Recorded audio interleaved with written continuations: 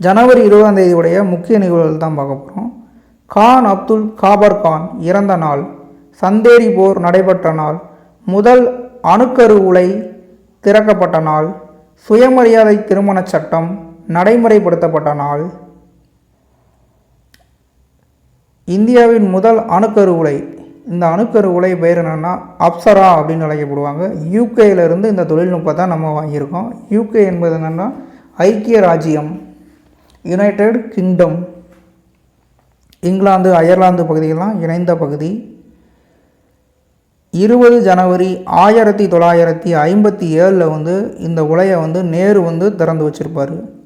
எங்கன்னா மும்பை டிராம்ஃபேவேல் பாபா அணு ஆராய்ச்சி நிலைய மையத்தில் தான் இது முதலாக திறக்கப்பட்டிருக்கும். ஆசியாவில் கட்டப்பட்ட முதல் அணுக்கரு உலை இந்த அப்சரா தான், ட்ரம்வேவில். முதல் அணுமின் நிலையம் எதுன்னு கேட்டாங்கன்னா தாராபூர். அது பார்த்திங்கன்னா பாபா அணு ஆராய்ச்சி நிலையம். மிகப்பெரிய அணுமின் நிலையம் எதுன்னு கேட்டாங்கன்னா கூடங்குளம். அடுத்து பாருங்கள், இந்த அப்சரா தொழில்நுட்பம் பார்த்திங்கன்னா 80% யுரேனியம் செறிவூட்டப்பட்ட எரிபொருளை நம்ம பயன்படுத்துகிறோம். சந்தேரி போர், இது பாபருக்கும் ராஜபுத்திர ஆட்சியாளரான மேதனி ராய்க்கும் இடையே நடக்கும். இந்த சந்தேரி அப்படின்ற இடம் எங்கே இருக்குன்னா மத்திய பிரதேசத்தில் இருக்கும். 1928 நடக்கும் சந்தேரி போர். இதுக்கு அடுத்த ஆண்டு பார்த்திங்கன்னா 1929 காக்ரா போர் நடைபெறும். ஜனவரி 20 நடைபெறும். 20 ஜனவரி 1528 இந்த சந்தேரி போர் ஆரம்பமாகும். 29 ஜனவரியில் பார்த்திங்கன்னா சந்தேரி பகுதியை தான் பாபர் கைப்பற்றிடுவார். ஜவஹர் முறைப்படி பெண்கள் பார்த்திங்கன்னா பெண்கள் குழந்தைகள் தீக்குளித்து இறந்துருவாங்க. இதுக்கு அடுத்த வருஷம் 1529 காக்ரா போர் நடைபெறும். அடுத்து பாருங்கள், சுயமரியாதை திருமண சட்டம் நடைமுறைக்கு வந்த நாள் இந்த ஜனவரி 20 நடைமுறைக்கு வரும். 1968. சுயமரியாதை திருமணம்னா என்ன? எளிய முறையில் திருமணம், மாலை மாற்றுவது, மோதிரம் அல்லது தாலி கட்டுவது, இதில் ஏதாச்சும் ஒன்று நடைபெறும். இந்த திருமணத்தை பெரியார் முதலாக நடத்தி வைப்பார். 1969 இந்து திருமண திருத்த சட்டம்படி சட்டமன்றத்தில் இந்த சுயமரியாதை திருமண சட்டத்தை அண்ணா கொண்டு நிறைவேற்றுவார். 17 ஜனவரி 1968 குடியரசுத் தலைவர் ஒப்புதல் பெற்று 20 ஜனவரி 1968 அரசு இதழில் வெளியிடப்படும். இந்த அரசு இதழில் வெளியிடப்பட்டது தான் நடைமுறைப்படுத்தப்பட்ட நாளாக எடுத்துக்கொள்ளணும்.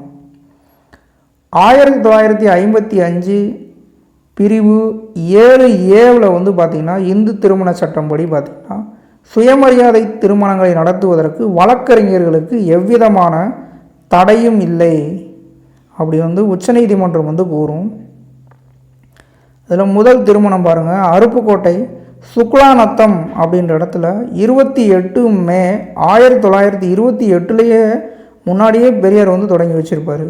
அடுத்து பாருங்கள், கான் அப்துல் காபர் கான் 1988 இவருடைய இறப்பு நடைபெறும். இவர் எங்கே பிறந்தாருந்தா பெஷாவர் பள்ளத்தாக்கு பகுதி, பாகிஸ்தானுடைய வடமேற்கு எல்லைப்புற மாகாணத்தில் பிறப்பார். இந்தியாவுடைய வடமேற்கு எல்லை மாகாணமும் இந்த பெஷாவர் பகுதியாக தான் முன்னாடி இருந்திருக்கும். உத்தமன் சாய் அப்படின்ற இவருடைய தந்தை பார்த்திங்கன்னா நில உடைமையாளராக இருப்பார். கான் அப்துல் காபர் கானுடைய சிறப்பு பெயர்கள்லாம் பாருங்கள்.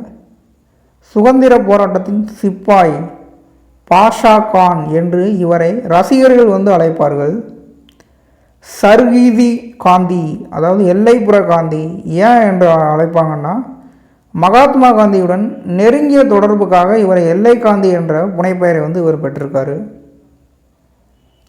1929 குத்தாய் கித்தமாக்கர் அப்படின்ற ஒரு இயக்கத்தை ஆரம்பிப்பார்.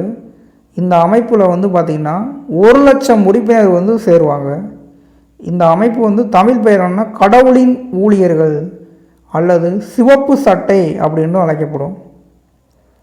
இந்த 1,00,000 பேருடைய உறுப்பினர்களை கொண்டு வடமேற்கு எல்லைப்புற மாகாணத்தில் அரசியல் ஆதிக்கத்தை அப்பயே செலுத்தி வந்திருப்பார். இவர் வந்து பார்த்திங்கன்னா இந்திய பிரிவினையை எதிர்த்தவர் தான் இந்த கான் அப்துல் காபர் கான். 1948 தேசிய எதிர்க்கட்சி தலைவராக வந்து இருப்பார் பாகிஸ்தானில். 1987 பாரத ரத்னா விருது வந்து இவர் உயிருடன் இருக்கும்போதே வழங்கிடுவாங்க. பாரத ரத்னா விருது வழங்கப்பட்ட வெளிநாட்டவர் என்ற பெருமையும் கான் அப்துல் காபர் கான் வந்து பெறுவார்.